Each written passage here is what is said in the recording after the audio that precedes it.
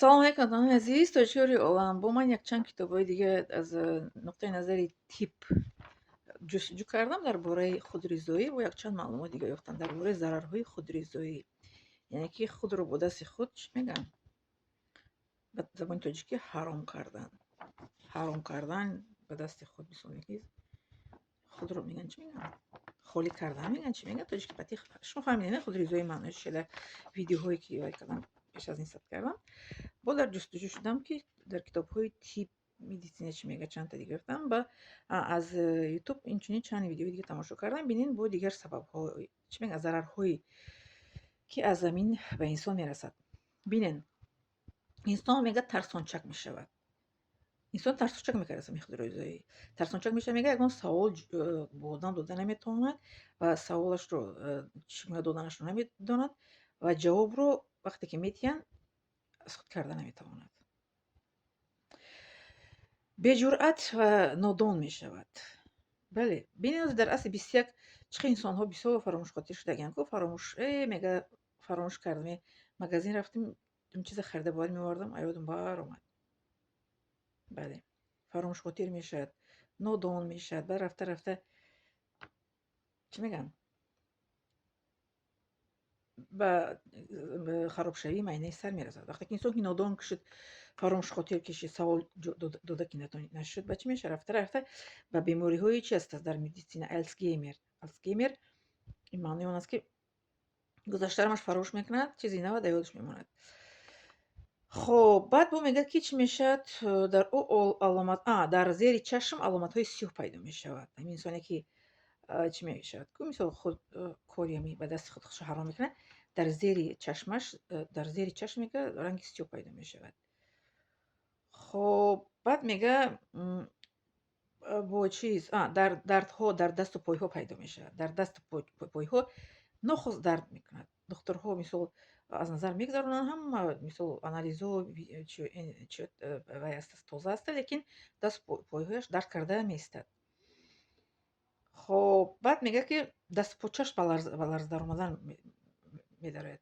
Рафта рафта дасту почаро ба ларзиш медарорад. Ларзак мегӯянд, ки поча ларзак мешавад. Хоб, устухонҳои бадан ба дар медарояд мегӯянд.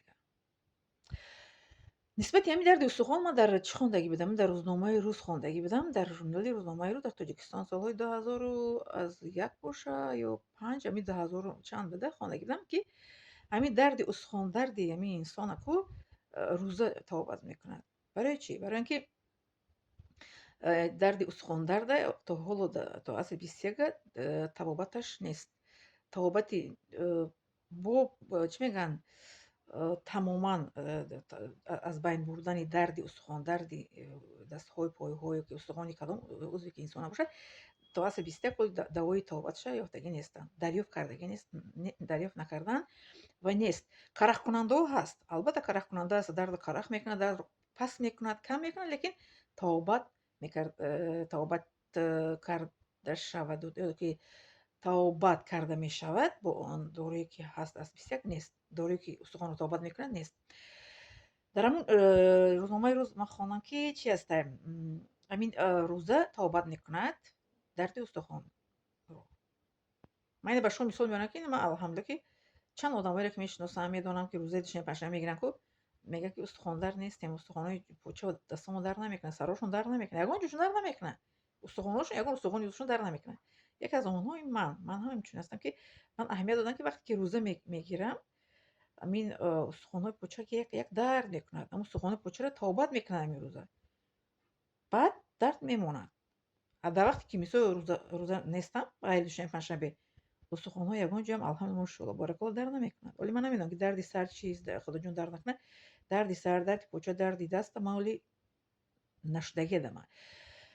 Барои он ки рӯза табобат мекунад устухондардро. Дарди устухондардро рӯза табобат мекунад. Падар модари манам рӯза мегирифтанд душанбе, панҷшанбера.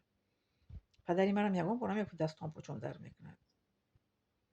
Меён ки модарам почаи модари ман барои дард мекард, барои ки модари ман 11 та кӯдак таваллуд кардагӣ буд. Почааш як дард мекард, мо массаж мекардем, мечиқидем, чӣ мекардем, бо дардаш ором мешуд. Яъне ки устухону дард на аз падар, аз модар, бародарам, хонагиёмон ки рӯза мегиранд, нафаҳмидам, нашунидам, ки почаам дард мекунад, дастам дард мекунад. Не, барое ки این معجزه الهی رو ببینید که روزه آدم رو چی میکند؟ توبه میکند. فهمیدین که معنی روزه چی بود است؟ روزه گرفتن میگه که درد استخوان در میشد. بس سوزش میکنه دست پاچش، میگه دردی سوزشک پیدا میکنه، سوتا میسته دست پاچه. خب بعد میگه تست با همسر خود هم خوابگی کردن نمیتوند، هم خوابگی کردن نمیتونه، این پتین میشه یا که تست وای میشه به همسرش همین نزدیک میشه که کارش بود نشده الکی چی میشه؟ خالی میشه، یعنی که تمام میشه کارش. خب بعد چی میشن؟ ها بابای پیدا میشه در او دوچار میگردد، میگه بعد فراموش خاطری گفتیم ایره و تست خالی شدن هم گفتیم، یعنی که با همسر خود هم خوبگی کردن استاز حلال کردن نمیتونه.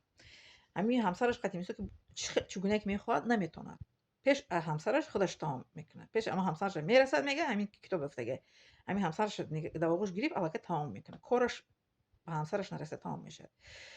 این یعنی قهر خداوند، یک چی میگن جزای الله تعالی است برای میگن انسان ها. بله میگه که در سوره چیز اومده که در سوره مؤمنون میگه که اعوذ بالله من الشیطان الرجیم والذین هم لفروجهم حافظون. صدق. و همون کسانی که مثل که شرمگاهشون رو حمایه میکنن، حفظ میکنن از همه کارهای ناشایان، از زنا، از خودریزایی، از چی میگن گناهایی که من کرده شده است، از اونی که با زنی بیگانه، با مرد، زن با زن، یا که مرد خودش رو خودریزایی میکنن، زن خودش رو ریزایی میکنن، از همین چیزا خودشون چیکار میکنن؟ حفظ میکنن. گفتگی در همین آیاتی سوره المؤمنون، همون نفرانی که شرمگاهشون رو از کارهای ناشایان و فحش حفظ میکنن. خب سینه سلامت، خانه و سربلند باشید. لایک، подписаться، فراموش نکنید. میذارم شما.